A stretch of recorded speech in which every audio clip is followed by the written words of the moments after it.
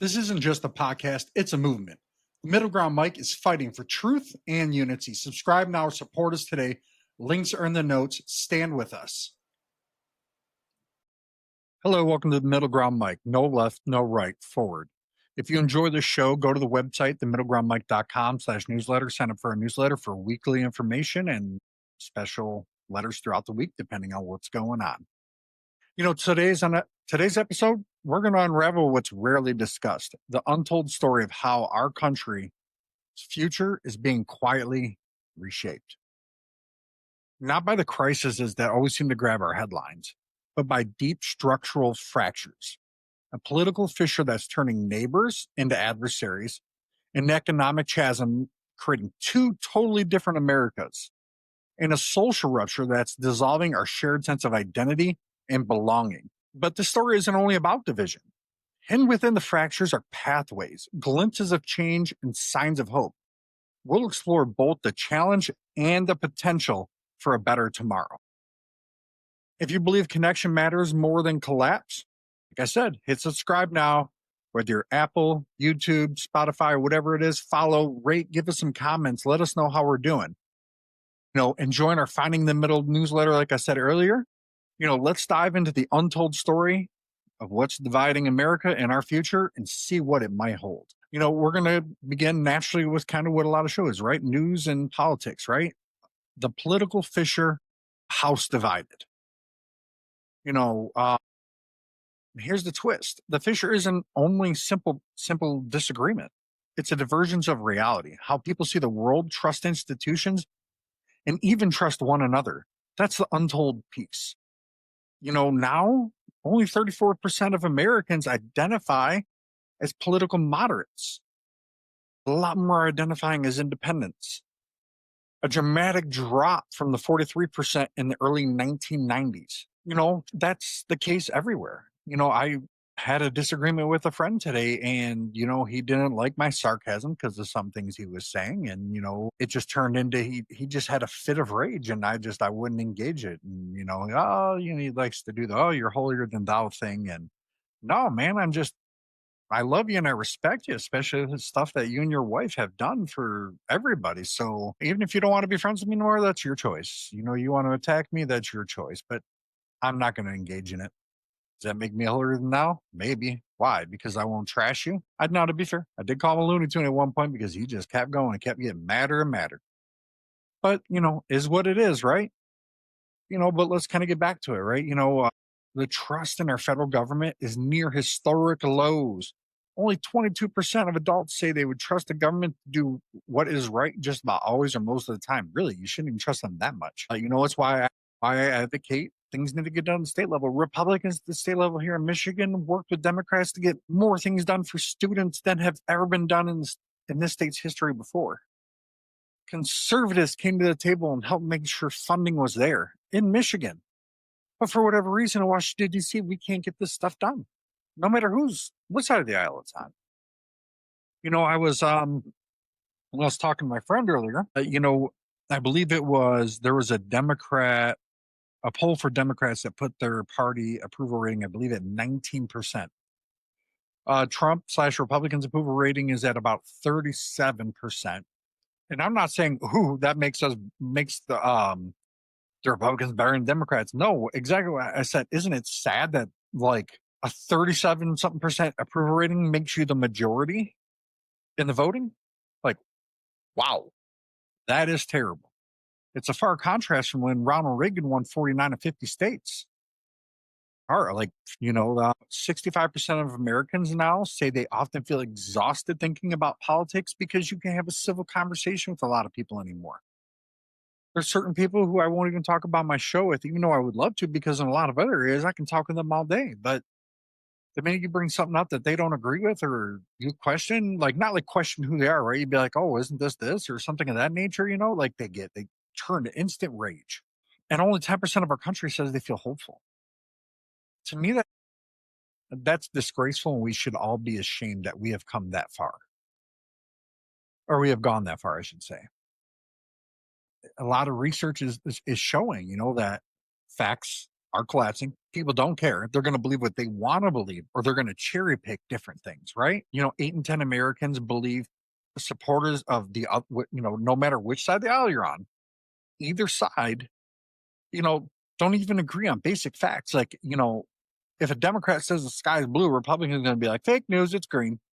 I mean, and vice versa. Republicans says, oh, fake news, it's green, and you're a fascist.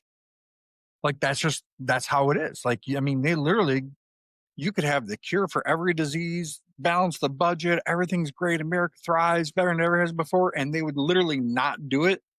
Neither side would, because they don't want to appear working with, I don't know. I mean, they'll say they're political reasons, but it feels like it's got to be more than that. I mean, the fact that we can't even agree on some of the basics is it's terrible. I mean, especially fascism, man. People, we are not in fascism. Okay.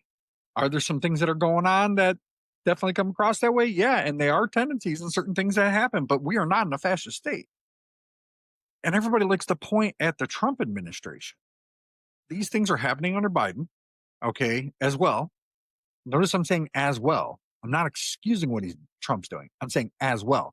I wholeheartedly disagree with some of what we're doing, especially when it comes to free speech. But if you really want to know where a lot of this power to do these things came from, we only need to look in the mirror. It's from us. We voted for all the politicians, kept them in power. A lot of them are still in power to help pass the Patriot Act. You don't believe me? Go look it up. Go look at it. It authorizes our government to do so many things that you think it's evil media. No, it's a lot more than that. Look up the Patriot Act. Study it. It erodes your rights, and it literally will erode your ability to trust anything that comes out of almost any agency. And I think most of the people that work in those agencies are good people, right? But you got leaders at the top of all these levels, no matter what party's in power, that skew things to do that. You could have an unemployment rate that says, okay, well, minorities' unemployment rate has dropped 4%. So that they're going to be like, unemployment rate has dropped 4%. But it's only going to be talking about certain sections, right? It's not talking about the overall picture. But like everybody will skew that right and going, hey, overall rate for unemployment dropped, but increase for this, lowered for that. Like, even given a brief synopsis, right? They won't do that because it may somehow benefit the other side. Institutional and structural incentives now reward polarization. Look at John Fetterman. John Fetterman said, I won't vote to shut the government down, and now Democrats want him out of there. They talk about the government, but literally, because he says he doesn't want to vote to shut the government down, his own party's trying to primary him. Now, Republicans, before you go going, Republicans were trying to do the same things too when there was moderates that voted to open the government. Okay, so let's be real. But the fact that somebody says they want to do the right thing somehow gets you primaried. How terrible. People want, a lot of these structural things. They want safe districts, primary challenges. Everybody wants a social media echo chamber. They just want to hear what they want to hear. If I criticize a Republican, I get called a leftist, liberal, or communist, whatever you want to call it. If I criticize a Democrat, I am worse than Donald Trump. I got told that today. Yep, I'm worse than Donald Trump. I'm more MAGA than him, something like that. I'm a POS and this, that, and the other thing. Why? Because I said something that's you don't like about a Democrat? I say it about Republicans too. Oh, you show this, you show that. It's fake. You're not middle of the road. Well, here's a reality check, right? Middle of the road means we're finding the middle. It doesn't say I don't necessarily take sides. There's things that I do take sides on. I've said that on this podcast plenty of times. I'm middle, meaning conservative. But there's like healthcare, very liberal on healthcare, but I believe it should be done at a state level, very liberal. With education, with some changes in there with how we fund administrative aspects, I'm very liberal on that. Do I believe we should have complete free college education? No, but I think for things that we need high in demand in this country, engineers, things of that nature, doctors, yeah, we should have just absorbed that cost flat out. Teachers absorb the cost flat out. Boom. Why? Because now it's going to be an incentive for these people to go into these industries and come up with some kind of different program, because it's insane with student loans that we give the wealthiest banks in this country a better lending rate than we give our own citizens. And it's our money. With only 1/3 of Americans identifying as moderates, the space for common ground, Like people finding, okay, we can start here. We both agree that the sun came up today. It's collapsing. There's no middle for people to meet in because a lot of the extremes scream so loud it doesn't feel like it exists. But I can tell you, it exists right here. The middle means that we don't have to see eye to eye. We don't have to be on the same side, but we can find something. We can find something. And I have yet to have one guest on this show where I can't find something, where we can't come to some. I've every guest almost that I've had, we have a great conversation beforehand. They're people, they're humans, good people, great people. I've had some great people that I've developed some good friendships with. When people feel the system doesn't represent them, the trust is going to erode. And when trust erodes, the division deepens. This isn't just a spectacle in Washington. The story is playing out in everybody's home, our jobs, our neighborhoods, gymnasiums, the stores, wherever. Anywhere people that used to feel they shared something, right? You used to go to, your neighbor. Oh, hey, he's down. But oh, hey, man, oh, you're having barbecue now. Like you can know that person, like, and literally never be invited to anything. Because back when I was growing up, man, if your neighbor's having a barbecue, everybody was invited. Obviously, unless they hated you. I talk about that with a lot of guests. I miss that part of when I was growing up. And, maybe simplicity, but life was complex then too. It's just different. But because of the lack of social media, we were able to connect with one another to a degree. You know, um, but the untold part, right? This fissure is both cause and effect of other fractures, right? Political division and economic and social division make it worse and vice versa, right? The woke movement, right? That has divided so many people. It's really pushed a certain section of the left further and moderate leaning Democrats towards the right. But it's created a huge gap in there. People of different things have a right to exist, but nobody has a right to force this stuff on other people. But yet, within all of this, we do see signs, hopeful signs. Younger voters, new coalitions, and more independent identification, even if that means rejecting the old binary, it may signal, and I truly believe in my heart that it signals a renewal in American politics. Gen Z is going to be less divided once they get into power. They're figuring things out. They're navigating what a lot of people didn't have to navigate. Data showing that less than 10% of friendships cross party lines. Families avoid dinner table politics. Civic forums have turned toxic. I mean, literally, I posted a short on TikTok and it said that we should be country before party. And I got called a bigot. I'm like, what? You mean we should take care of our country before we worry about a political party? That makes you a bigot. Apparently, in America, with certain people, that makes you a bigot. Makes no sense. But our institutions are built for civic engagement, negotiation, school boards, town halls, local media. It's all under strain because people are so like worked up. Things get shut down because that's the only way. It doesn't erupt in pure violence.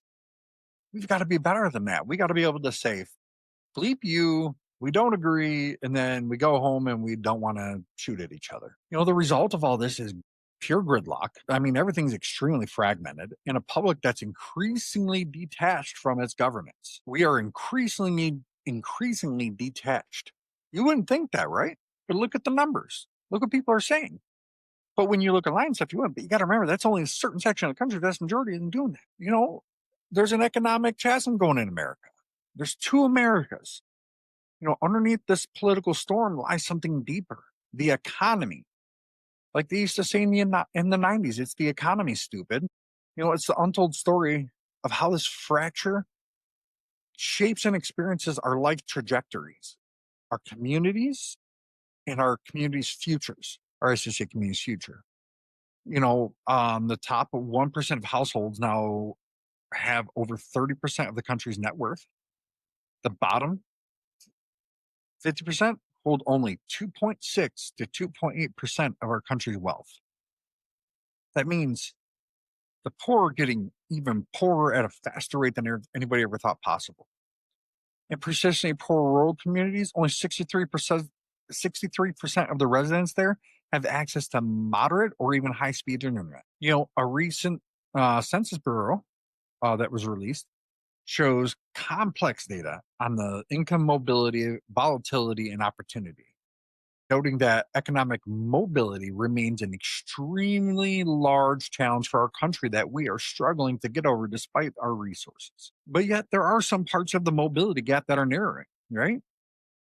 Research is starting to show a 27% decrease in the black white mobility gap for children born low income between 1978 and 1992. So there are some gaps that are getting better, right? But we have, with our resources and our brain power in this country, we have a lot of smart people here. We should be doing better. We should be doing better. The two escalators metaphor, right? I don't know if you've ever heard that. It kind of, I'll just put it out how I understand it, right? It's a metaphor. Like technology, globalization, asset inflation lift some, wages, opportunity, and infrastructure leave others behind. It's like you can raise the minimum wage, but unless you're doing things to keep costs down, all that's doing is you're just playing the shell game to inflate the numbers at election time. You're not increasing anybody's standard of living.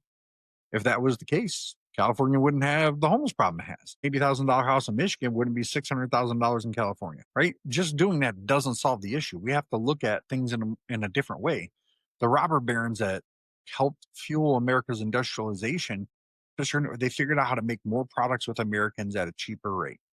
With Americans. So globalization hadn't really taken effect. So I'm sure if it was, it'd be a little bit different, but they figured out how to make money, make it here at the same exact time. It can be done. They proved it, but when it goes down to it, when you don't own an asset that's appreciating, you fall further behind everybody else in this country, even if you're working full time. That goes back to government debt making your money worthless. Infrastructure like broadband is an economic lifeline that we have to have now. Without it, entire regions risk falling off. We have to do better.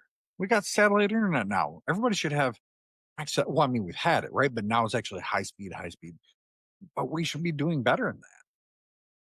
We shouldn't be having these issues in this country. The untold part of this, the fracture is not simply rich versus poor. It's location, asset ownership, connectivity, and infrastructure. These things matter, but there are reasons for optimism. Like I always got to look at the good side too, right? Organizations are starting to help out rural and underserved communities for mobility programs. There are things that are there, but it, just like I said before, it's not going fast enough with how we are with things that we've done in our past in this country. We should be doing a better job faster. Urban tech hubs, you see booming job markets, rising property values, startup economies. In many rural towns, you see manufacturing decline, the brain drain, a shrinking tax base, which leads to dilapidated buildings, the government not being able to maintain things that it normally would. For individuals in certain situations in both areas, it's leading to fewer pathways upward, more fear of stagnation or decline. And anybody who doesn't know, economics is a social science.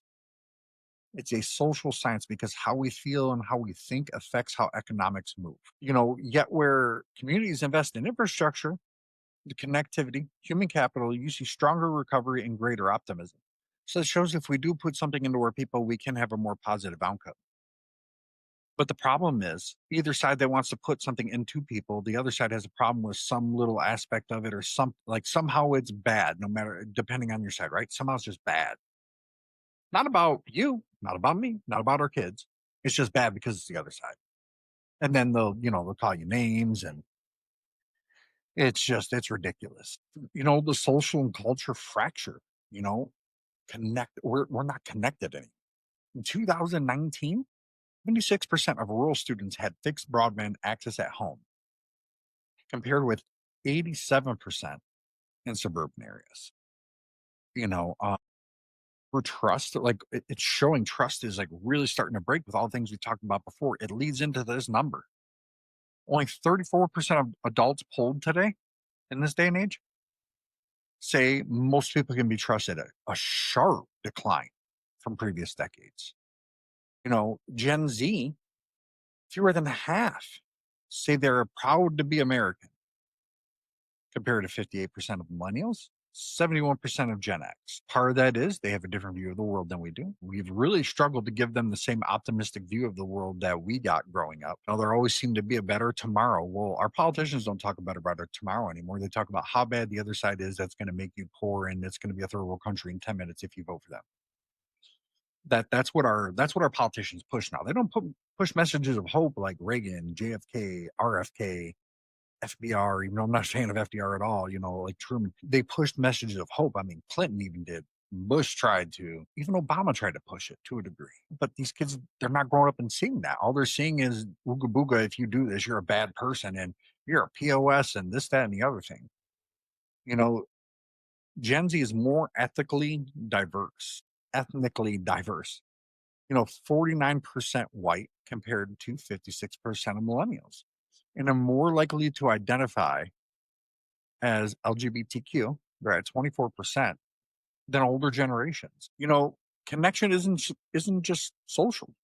You need the infrastructure for people to be able to connect to each other, to have opportunity and shared experiences. When those lag, our social fabric decays. That's not an opinion. Let's take a quick break.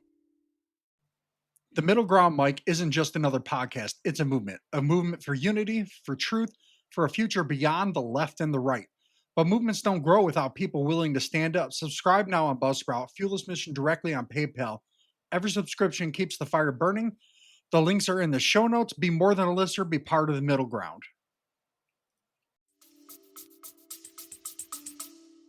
That's all you got to do is just add it all together, right? Geography now equals identity. Rural versus urban, connected versus disconnected. Both sides feel they're better than the other. They think down of the other kind. Not other kind, I should say, the other side or the other, urban versus rural. But Gen Z is changing that. With they're more diverse. I'm not saying just diverse by race, right? Because that's not what the pure focus is. They're diverse in opinions, but also some of them, a good chunk of them now can be diverse and still talk to each other. I see it with my son every day. They're less tied to the traditional institutions, and I think that scares Washington. This shift may be part of a renewal. The one good thing that may come out of this administration, not one good thing, but is a lot of these institutions are going to be dismantled. They needed to be. They don't serve your interest compared to what they tell you on TV. They don't serve your interest because your standard of living has been going down. Don't just look at the dollar amount that you're making. Look at what you can get for that dollar. What you can get for that dollar amount matters a whole lot more than the amount of dollars you have. Because if I can buy 15 bags of chips for $1, but all of a sudden now I have $3, but I can only buy 10 bags of chips, even though I have $3 now, my standard has went down. So stop believing into the hype that if we just increase it, everything will be better. There's so many more factors to it than that. And the untold story about this is it's a cultural reset. A younger generation is starting to emerge with new and different outlooks, new norms, new potential. The communities that they're in, you're seeing them wanting to invest in their communities. They want to get things that are local anchors like schools. There's renewed interest in libraries, civic institutions that they're changing that they want to see reflect them. They're improving outcomes and they're rebuilding trust amongst the younger generations with each other.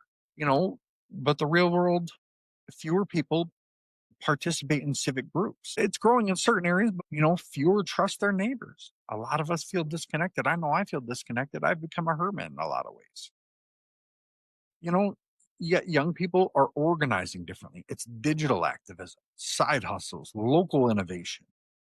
This activism is how we may reshape how we belong. But the true question is, can these social networks replace the old ones and give birth to a renewed sense of community and purpose? My opinion is, again, I'm not the whole end all be all, just literally an opinion. We need to find ways to merge old versus new, right? Like, how do we get this to get people to connect outside of here, right? Like, you do that event on Facebook and people actually show up, right? And we connect with each other. Rather than I'd rather lay here, be unproductive, and I'm guilty of it, and stare into space and waste away hours of my life and then nothing got done. We got to get away from that. I got to get away from that. I have to do better on, what a lot of this is meaning, right? Like we really got to look at the meaning for a lot of these things. The political fissures that are happening weakens trust in both institutions and in one another. More important than the institutions is our ability to look at one another and agree that the sky is blue per se. I'm paraphrasing here, right? That means a whole lot more than these institutions. Those institutions come second except for us. We come first. We come before these institutions as individuals. We have to learn how to trust each other again. And part of learning how to trust each other again is remembering that just because we don't view things the same way as someone, we don't agree with them politically, don't even agree with them politically, even vehemently disagree with them, it doesn't mean that they're a bad person. Doesn't mean we can't find a way to agree with them on something. Doesn't mean we can't sit down and have a coffee or a beer or whatever, talk about the good times, right? You don't have to have political agreement to have that. And if we really focus on doing that, we can get back to this trust we would have in one another. I use the analogy of Tip O'Neill and Ronald Reagan all the time, bitter political enemies, but they had dinner constantly. They respected each other as men. The economic chastism is deepening the division by our opportunities, our asset ownership, and where you're at, and how you connect, right? And a lot of that boils down to really people look at the government debt. It's killing you. It's killing you. It's killing your ability to buy groceries. But they're not going to tell you that because then they would have to control spending. And then they'd be like, oh, everything's going to fall apart. Well, guess what? When Bill Clinton controlled spending and raised taxes just a little bit because they had to pay for some things, all of a sudden the economy boomed and the dollar was worth something again. It's like magic.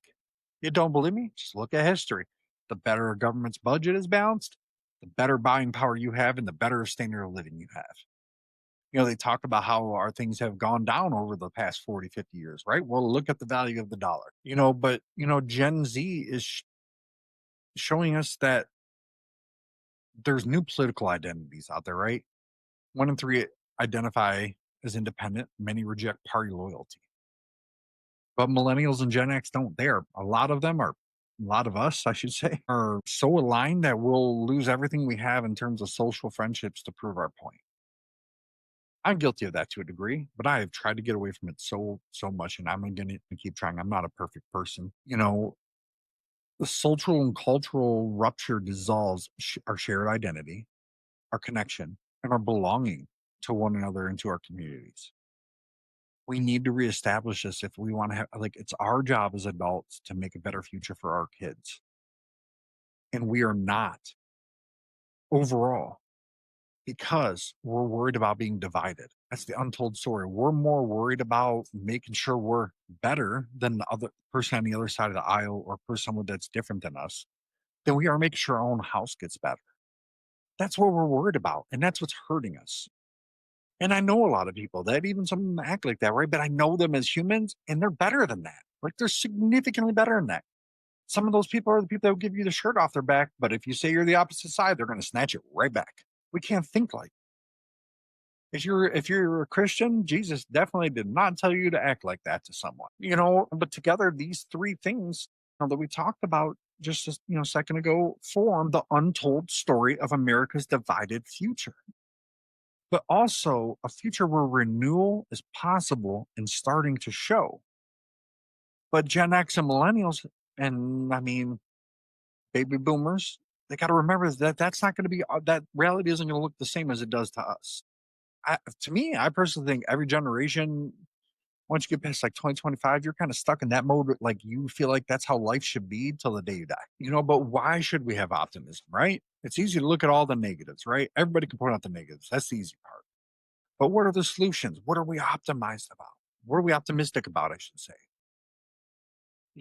Research is showing that the mobility gaps are narrowing in some dimensions of our country, right? And targeted investment in human and capital infrastructure matters and actually does make an impact. It does make our standard of living better. It does improve the quality of life for our people. That doesn't mean we need a gajillion government social programs. It means we need to be measured and pay attention to those things more. And new forms of civic engagement are coming along, right? Like we've been kind of talking digital platforms, local startups, side hustle economies. especially among the younger generations. They're taking that free time and turning it into money. And part of the reason they have to do is because their buying power isn't there. But we are doing more investment in broadband, remote work, rural revitalization can reshape the geography of opportunity. And we can do it.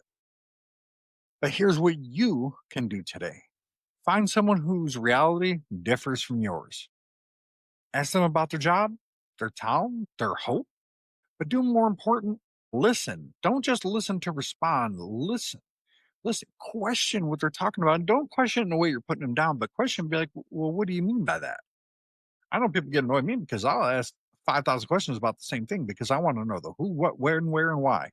Share this episode with someone because we may not all agree, but because they'll listen. Visit the middlegroundmic.com.